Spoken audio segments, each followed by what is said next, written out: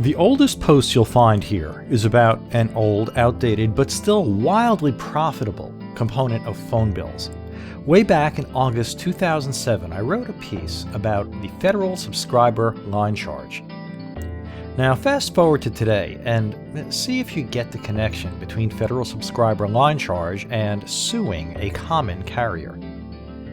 With next week's U.S. presidential election and its old guard versus new guard undertones upon us, looking at how powerful common carriers are seems especially timely.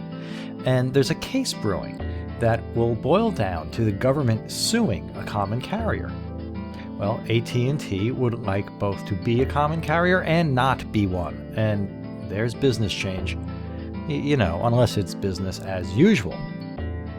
Over the years, I've written a few times about the way common carriers behave, and while Verizon's been spanked most often over the widest range of issues, AT&T offends most egregiously, regulations-wise.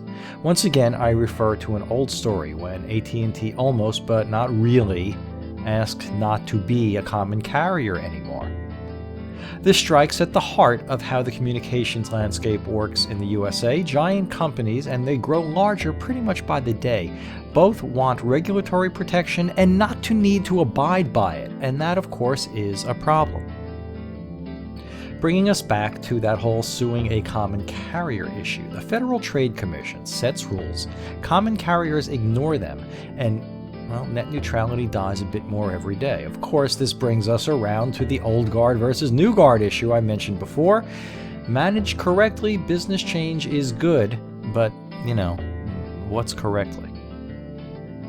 Is there a smaller business equivalent of AT&T's legal flouting of net neutrality? Well, sure, but nothing so compelling as the protection afforded by rules against suing a common carrier.